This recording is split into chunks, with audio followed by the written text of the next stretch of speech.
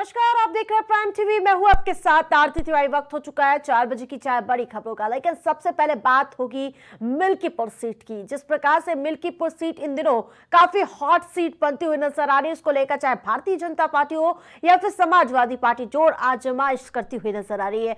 वहीं आज इसी कड़ी में अखिलेश यादव ने प्रेस कॉन्फ्रेंस की। इस दौरान वो भाजपा सरकार पर कई गंभीर सवाल खड़े करते हुए नजर आए। अखिलेश यादव ने इस दौरान अयोध्या की जमीनों के अधिग्रहण पर सवाल उठा दिए हैं। अखिलेश यादव ने कहा कि सरकार सबसे जमीन छीनना चाहती है। यही नहीं, सस्ते में जमीन लेकर मुनाफा कमाया जा रहा है। और वहीं प्रयागराज के महाकुंभ को लेकर जब सवाल उनसे पूछा गया तो सवालों को एक घेरे में खड़े करते हुए अखिलेश यादव बोले कि भाजपा पीडीए के रास्ते पर है। कुंभ के हर खंबे पर पीडीए लिखा हुआ है। और इंडिया गठबंधन में चल रही खींचतान पर अखिलेश ने बोला कि दिल्ली में हम आम आदमी पार्टी के साथ ही हैं, लेकिन कांग्रेस के विरोध में भी नहीं है।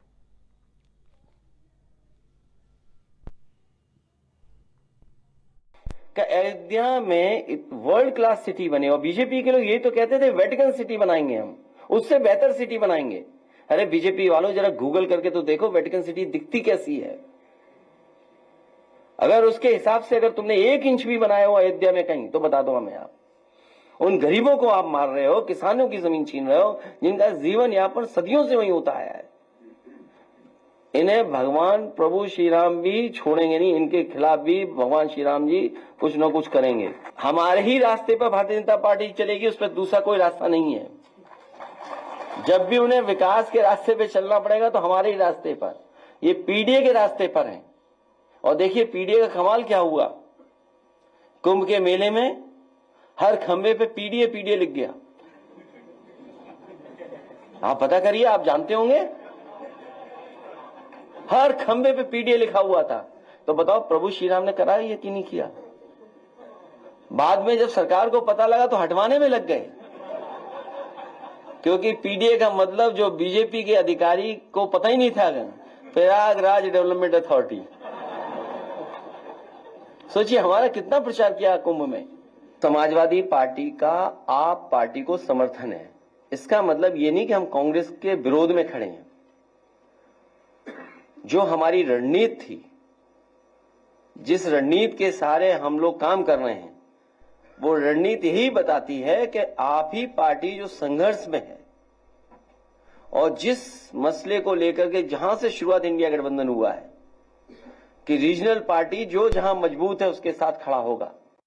तो आपको बता दें कि जिस प्रकार से अखिलेश यादव हमलावर नजर आ रहे हैं, लगातार पहले उन्होंने जो अयोध्या में जमीनों को लेकर जो हेर फेर किया गया उसका मुद्दा उठाया। फिर उसके बाद जो महाकुंभ आयोजन हो रहा है उसको लेकर भी सवाल खड़े करते हुए नजर आए। पहले उन्होंने खंबे पर पीडीए लिखा, क्योंकि प्रयागराज प्राधिकरण डेवलपमेंट, इसका जो फुल फॉर्म भी बताते हुए नजर आए कि भारतीय जनता पार्टी विकास के पथ पर भी पीडीए अपनाती हुई नजर आ रही है। उसके बाद खंभों को हटाने, खंबे पर जो पोस्टर था उसे हटाने का काम किया। और यही नहीं, उसके बाद अखिलेश यादव ने जो इंडिया गठबंधन पे दरार की जो लगातार खबरें सामने आई उस पर भी अपना रुख पूरी तरह से साफ कर दिया है।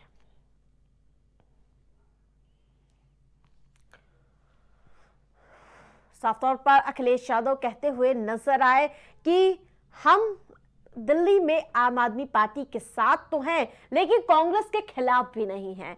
सीधे तौर पर अखिलेश यादव सेफ गोल करते हुए नजर आए कि हम ना तो कांग्रेस पार्टी के खिलाफ है ना उनके साथ भी हैं, लेकिन दिल्ली में आम आदमी पार्टी मजबूत है, वो लगातार कहते हुए नजर आए। यही वजह है कि हम आम आदमी पार्टी के साथ रहेंगे। तो एक के बाद एक प्रहार करते हुए नजर आए अखिलेश यादव इस दौरान, जहां आपको बताते कि महाकुंभ से लेकर अयोध्या पूरे मुद्दे को लेकर चौतरफा हमलावर नजर आए। अयोध्या को लेकर हो, चाहे फिर प्रयागराज हो या फिर दिल्ली चुनाव, सभी पर बेबाकी से अपनी बात रखते हुए नजर आए। और यही नहीं, भारतीय जनता पार्टी पर एक के बाद एक करारा प्रहार करते हुए नजर आए। कई सवाल दागे गए, चाहे अयोध्या में जमीनों को लेकर सवाल दागते हुए नजर आए हो या फिर जो प्रयागराज में महाकुंभ चल रहा उसको लेकर भी कहीं ना कहीं वो पीडीए का मुद्दा उठाते हुए नजर आए।